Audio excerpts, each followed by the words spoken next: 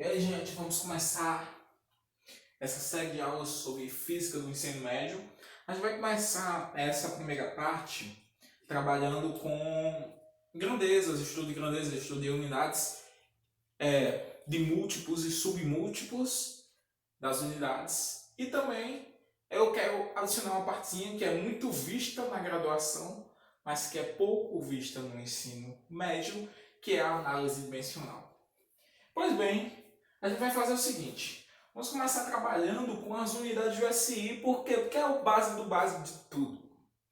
A base da base de tudo, certo?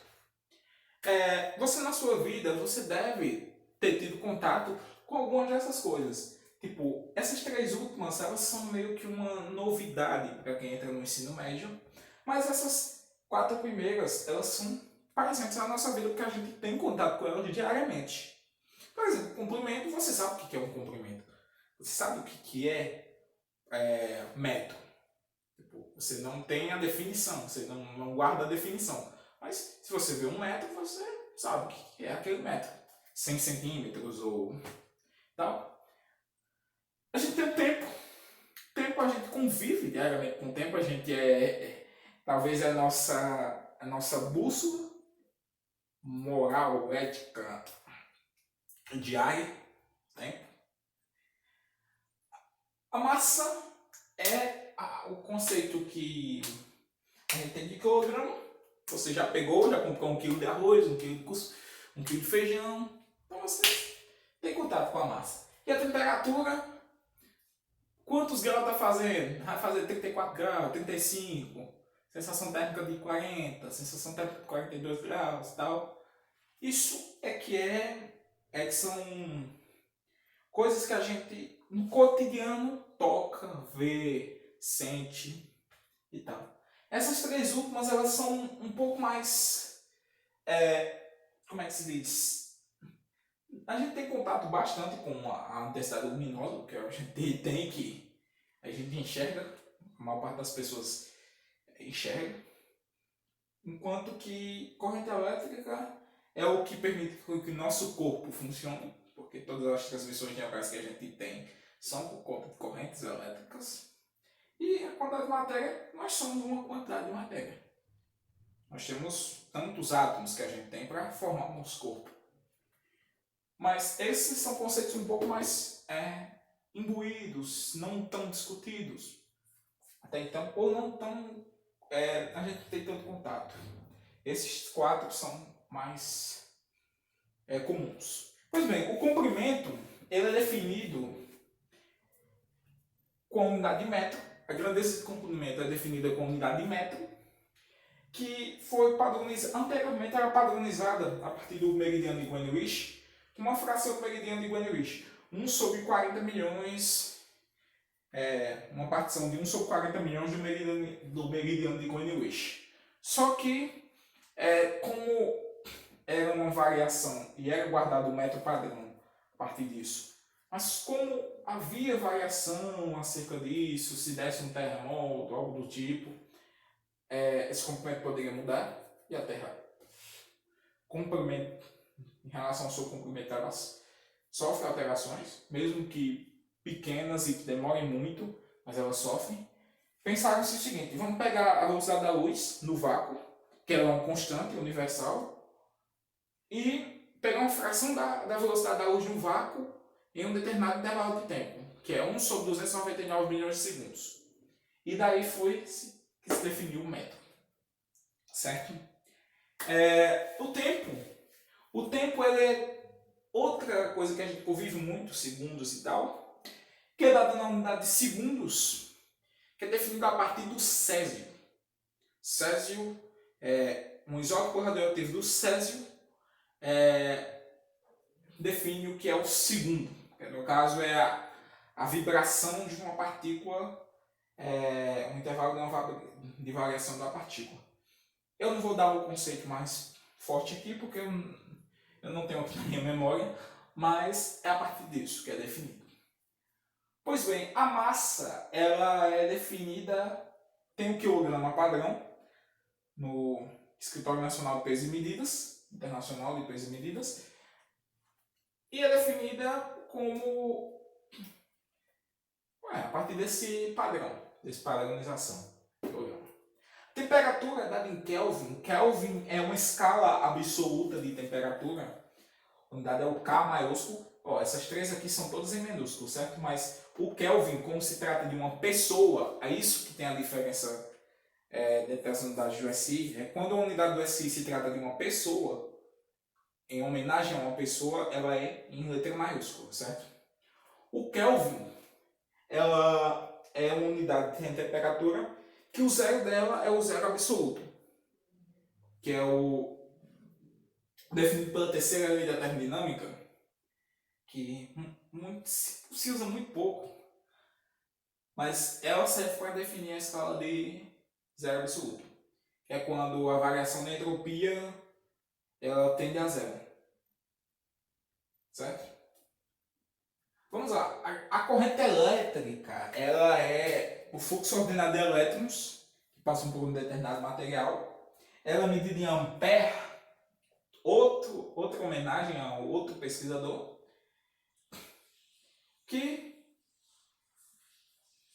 a gente, como é uma homenagem a uma pessoa, a letra é maiúscula, certo?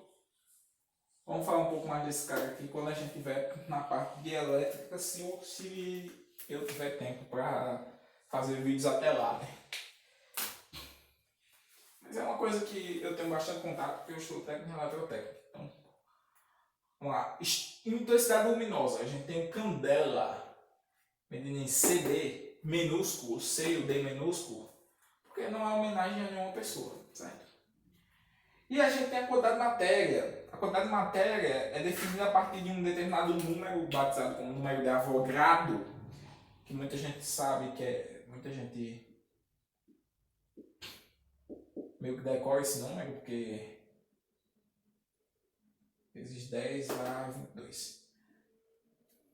Esse número aqui, que é uma quantidade, o mol é uma quantidade de matéria equivalente a isso aqui. Se eu tenho 1 mol de átomos, eu tenho essa quantidade de átomos. Se eu tenho 1 mol de moléculas, eu tenho essa quantidade de moléculas. E tal. Ela é mais utilizada na química do que na física. Por isso a gente não trabalha muito com ela nesses vídeos. Não vai trabalhar muito com ela nesses vídeos, certo? Pois bem, essas são as unidades padrão do SI. A partir delas você define todas as outras unidades. A gente tem o seguinte, que as unidades derivadas do SI, que são muitas, tantas que eu não posso nem representar aqui nesse quadro, eu passaria pelo menos 50 minutos falando. Elas são todas derivadas dessas, todas. Então, bem, a gente tem, quando a gente for criando, quando a gente for estudando, a gente vai definir as unidades mais fortes a partir dessas daí. Então, inicialmente a gente começa lembrando essas unidades aqui, que são poucas, 7, bicho. 7. Tem gente que fica, bicho, qual é a unidade de força, qual é a unidade de energia, qual é a unidade de fluxo magnético, qual a unidade de diferença de potencial.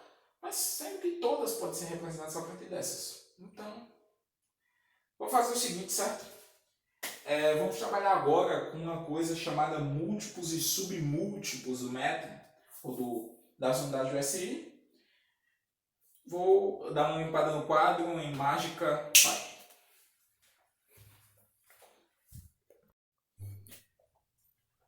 Pronto, gente. Aqui a gente tem as unidades, os múltiplos e submúltiplos do SI, certo? A gente tem o seguinte, a gente tem que o pulo padrão dos múltiplos do SI e dos submúltiplos do SI são em escalas de ordem de grandeza 3 ou múltiplos de 3, certo? Mas no caso específico de menor do que 10 a menos 10 a terceira e maior do que 10 a menos 3, nós temos algumas divisões aqui, certo? Mas vamos começar com essas aqui, que é o pulo padrão. As mais utilizadas variam da escala de 10 a menos 12 até 10 a 12, certo? Vamos começar com as que a gente mais conhece, a partir de cima, crescendo. A gente tem o 10 a 0, que não tem submúltiplo ou múltiplo, é só a unidade mesmo. Por exemplo, se eu estiver trabalhando com segundos e eu estiver falando 10 segundos, 20 segundos, eu posso só colocar 20 segundos. Agora, se eu estiver trabalhando com 10 ao cubo segundos, eu posso utilizar quilosegundos, que é a unidade, é o múltiplo de 10 ao cubo. A gente utiliza o prefixo quilo na unidade. Por exemplo, eu tenho a unidade segundo. Se eu estiver trabalhando com 10 ao cubo segundos, eu posso utilizar o prefixo quilo e colocar junto do segundo. Mas, Everton, para que servem esses múltiplos e submúltiplos? Gente, é para a gente conseguir representar ou números muito grandes ou números muito pequenos de forma simples. Por exemplo, se eu tiver essa quantidade aqui de metros. Gente, escrever isso aqui é muito diferente do que eu escrever, por exemplo, 1,43 vezes 10 ao 9, 10 a 9. Aqui eu falei metros, né? Metros. Que ainda eu posso escrever mais simples. Eu posso tirar esse 10 a menos ao 9 e colocar GM, gigametros. Então, perceba, é para você simplificar a escrita matemática, certo? Eu vou dar umas aulas na sessão de matemática acerca da notação científica, certo? Porque não é tão do nome de física, não é do know-how de física da aula de notação científica, mas é do know-how a gente dá aulas de múltiplos e submúltiplos do SI, certo? Seguindo, eu tenho o mega. O mega é uma unidade, é um múltiplo equivalente a 10 a sexta, ou seja, se eu tenho 10 a sexta quantidade de alguma coisa, no caso 10 a sexta segundos, ou metros, ou amperes, eu posso chamar de mega ampere, mega segundo, mega metro e assim sucessivamente, certo? Isso serve para a gente simplificar bastante a escrita, como eu te falei. Isso serve bastante para você representar de forma mais simples. A gente tem o seguinte, o giga, eu procuro acima do giga. O giga é um prefixo que é equivalente, um múltiplo equivalente a 10 a nona. Uma coisa que eu esqueci de falar aqui, certo? O quilo é representado por um K minúsculo. Um K minúsculo. O mega é um M maiúsculo. E as unidades a partir do mega, elas são todas maiúsculas, certo? O giga é um G maiúsculo. E o tera, que é equivalente a 10 a 12, 10 elevado a 12, eu tenho um T maiúsculo. São todos os prefixos que a gente utiliza nas unidades padrão do SI. E nas que são derivadas. O mili, agora a gente vai decrescendo aqui. O mili, ela é uma fração da unidade. Ou seja, ela é 10 a menos 3 unidades. Que, por exemplo, é muito comum a gente trabalhar mais com miliampere do que ampere.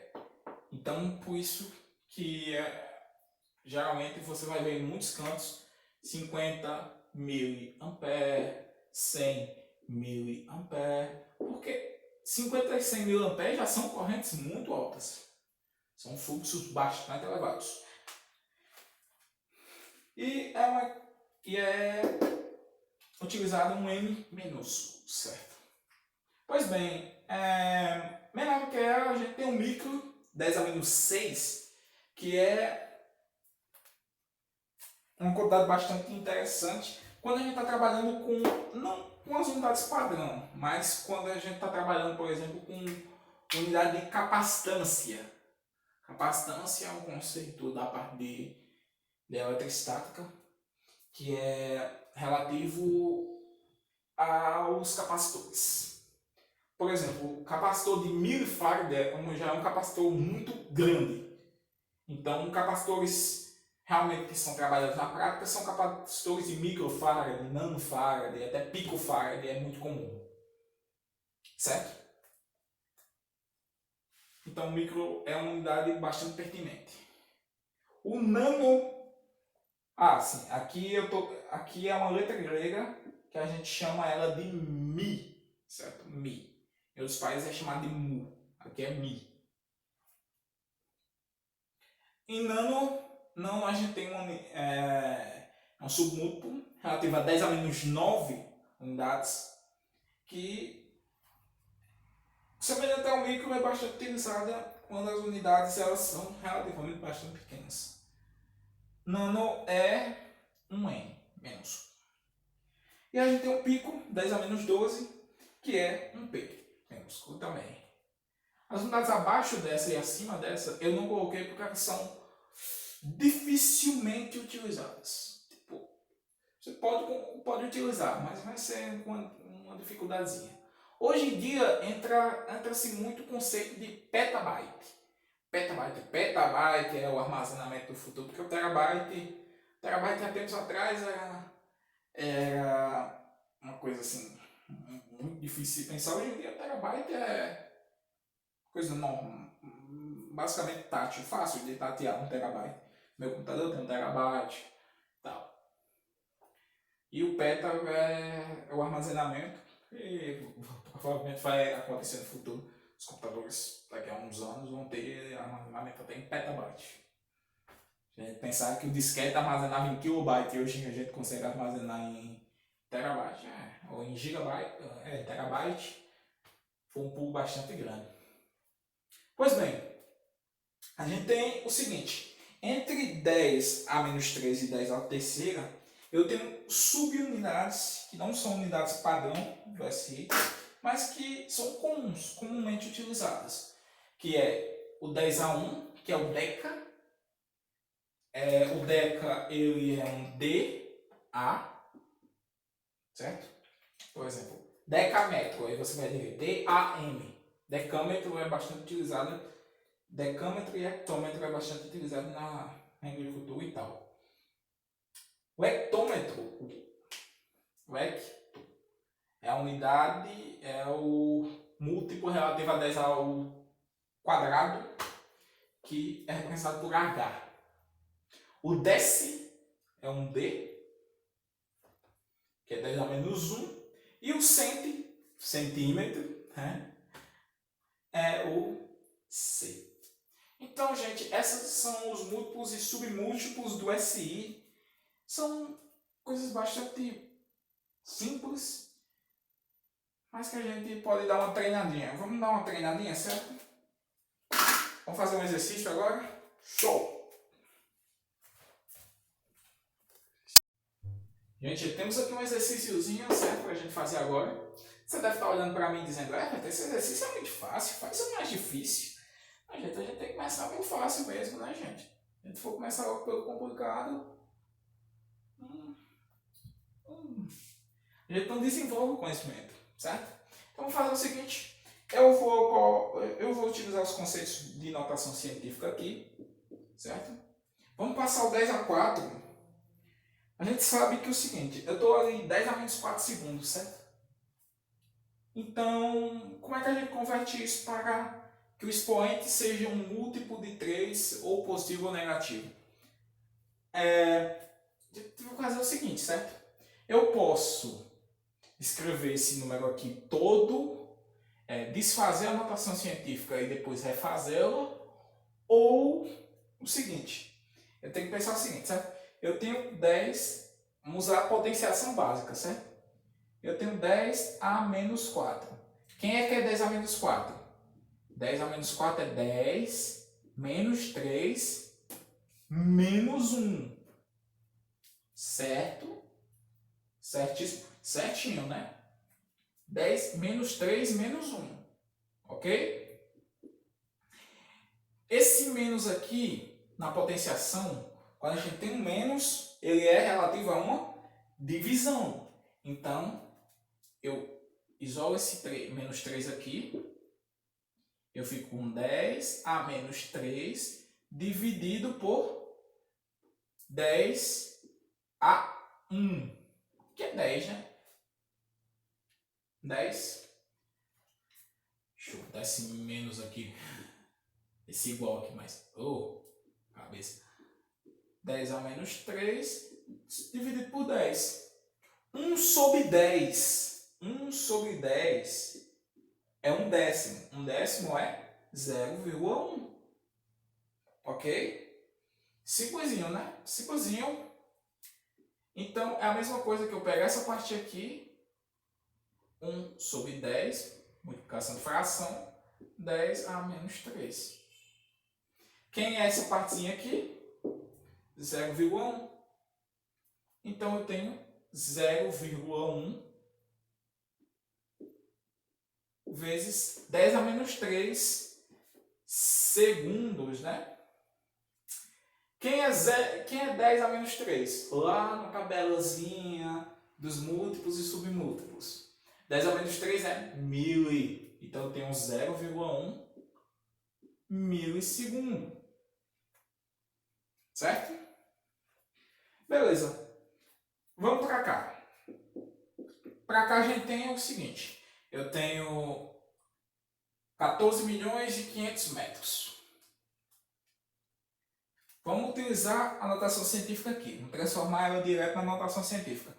Mas, Everton, você vai transformar na notação científica até ali? Não. Olha, gente, o truquezinho é o seguinte. Quando a gente está trabalhando com física.